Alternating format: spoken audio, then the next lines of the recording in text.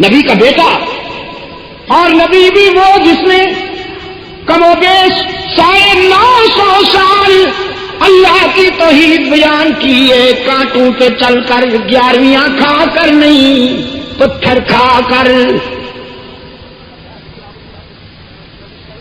مال کھا کر نہیں، مار کھا کر اللہ کی توحید بیان کی۔ کتنا عرصہ؟ جی 9 مہینے نہیں، نہ 9 ہفتے، نہ 9 سال، 950 سال، 950 سال۔ اور پھر صرف مسجد میں بیٹھ کر نہیں، گلیوں میں جا کر، صحراؤں میں جا کر، میدانوں میں جا کر قرآن کہتا ہے ربی انی دعوت قومی لیلا ونہارا فلم یزدہم دعائی الا فرارا۔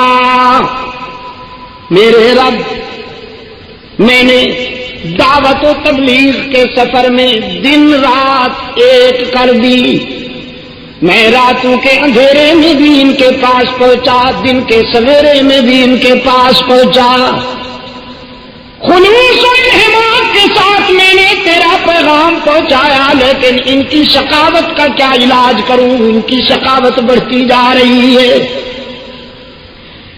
اب میرا خیال یہ ہے کہ آپریشن ضروری ہے۔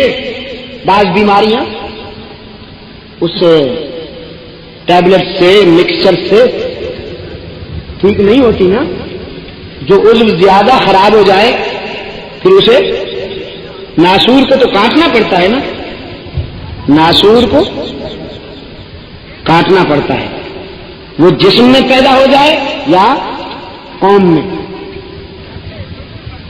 اس کو کاٹنا پڑتا ہے۔ الہ العالمین یہ ناسور بن گئی ہے بیماری، آپریشن ہو جائے، آپریشن کا پروگرام بنا، رب العالمین نے فرمایا سیلاب بھیج رہا ہوں عذاب بنا کر۔ جو پانی ضروریات زندگی میں سب سے زیادہ اہم ہے ہوا کے بعد، وہی پانی موت کا پیغام بن کر آ رہا ہے۔ ہلاکت سیلاب کی صورت میں آ پہنچی، بیٹا ہلاک ہونے والوں میں شامل ہے۔ درد دل کے ساتھ پہلے بیٹے کو دعوت دی، یا بنیا ارکب معنا ولا تکن مع الکافرین، لخت جگر آجا میرے سفینے پر، بدبختوں کا حامی نہ بن۔ لیکن عزیز دوستو، جب شقاوت عروج پہ ہو تو پیغمبر کی دعوت بھی دل میں نہیں اثر کرتی۔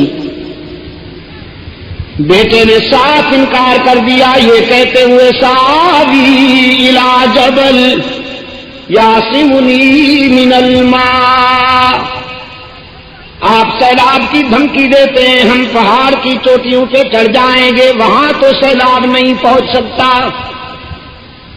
اللہ کے روشن ضمیر پیغمبر نے فرمایا لا عاصم اليوم من امر اللہ الا من رحم،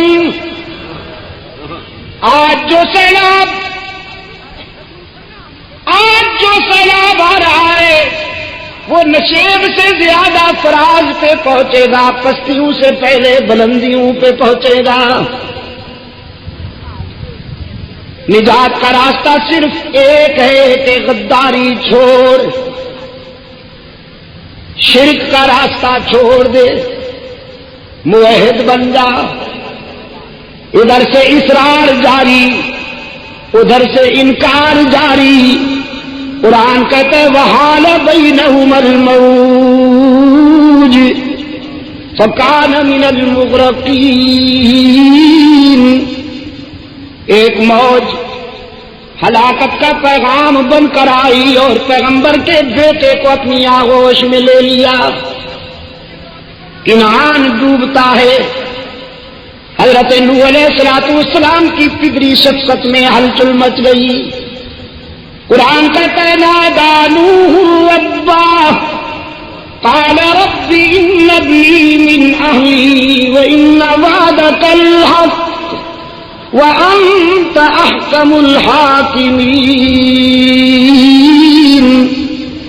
انتہائی عاجزی، رقت اور تواضع کے ساتھ التجا کرتے ہیں، میرے معبود تو نے وعدہ کیا تھا کہ میری اہل میں سے کسی کو ہلاک نہیں کرے گا، تو بیٹا ہلاک ہو رہا ہے، تو احکم الحاکمین ہے، یہ کیا دیکھ رہا ہوں؟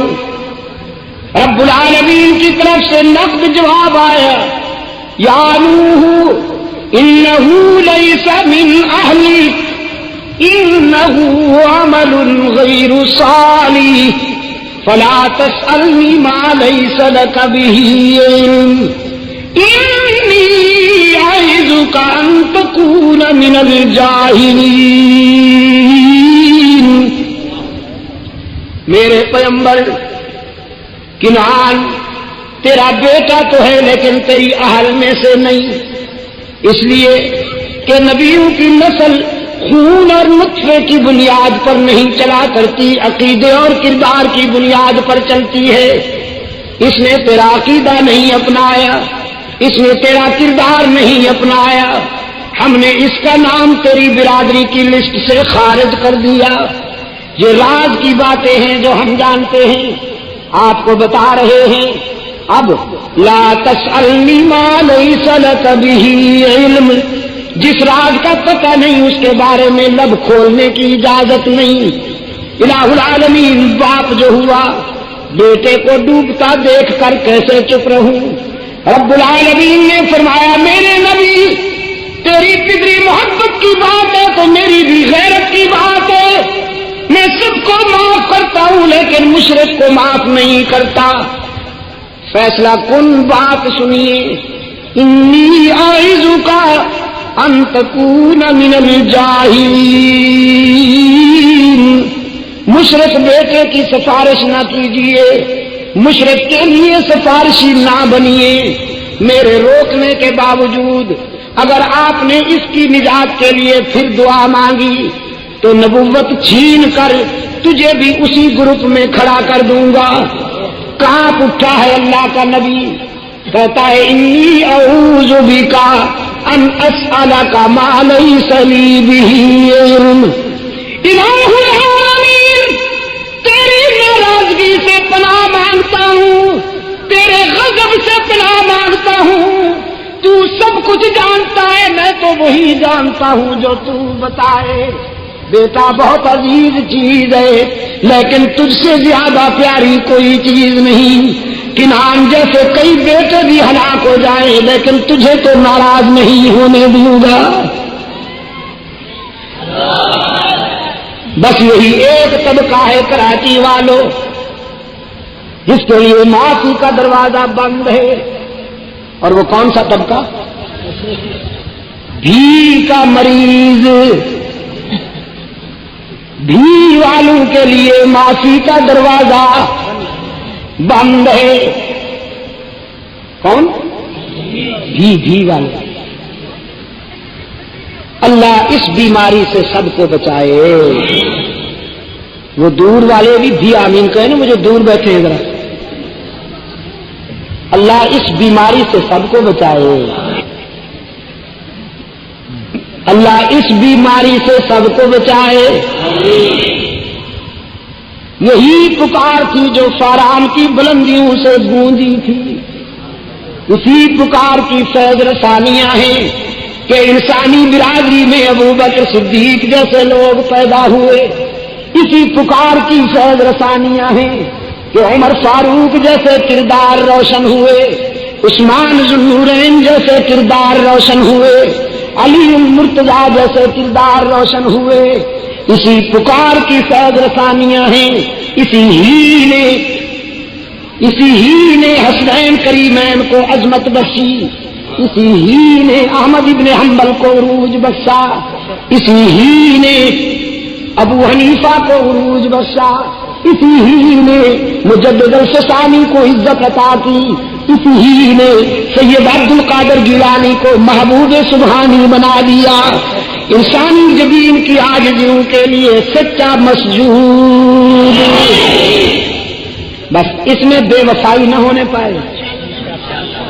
انسانی جبین کی عاجزیوں کے لیے سچا مسجود، علام الغیوب ہر جگہ موجود، کارساز و دستگیر، حاجت روا و مشکل کشا، عزت دینے والا، رزق دینے والا. یا اللہ بھی بعض لوگ کہتے ہیں وزارتیں حضرت نے دلوائی ہیں چونکہ چادر چڑھائی تھی، چونکہ دودھ کو قدر کو دھویا تھا.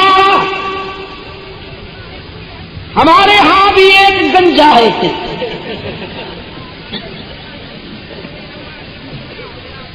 اس کا بیان آیا تھا پنجاب کے اخبارات میں، میں تو بڑا گنہگار ہوں، بس مجھے جو کچھ بھی ملا ہے حضرت داتا گنج بخش کے کرم سے ملا. اب کھسک رہی ہے کرسی، کھسک رہی ہے نیچے سے. بہت سے جا چکے، باقی جو ہے تیار بیٹھے ہیں. سب کچھ اسی کے اختیار میں ہے دوستو. ملازمت ہم کرتے ہیں، رزق کون دیتا ہے؟ تجارت ہم کرتے ہیں، رزق کون دیتا ہے؟ زراعت ہم کرتے ہیں، رزق کون دیتا ہے؟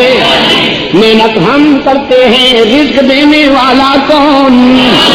بس اس عہد کو پورا کیجیے، باقی سب کچھ معاف ہو سکتا ہے. اس کی رحمت سے، رحمت عالم صلی اللہ علیہ وسلم کی شفاعت سے. سرکار دو عالم صلی اللہ علیہ وسلم نے فرمایا پکارو اسی کو، دامن پھیلاؤ اسی کے آگے، سب کچھ ملے گا. رب سے رابطہ قائم کرنے کے لیے تم کو کے سہاروں کی ضرورت نہیں. مجاور بس اسی کو نہیں برداشت کر پاتے. مجاوروں کے لیے تو یہ پیغام اجل تھا. کہنے لگے تو آپ ہماری انکم کلوز کرنا چاہتے ہیں وہ،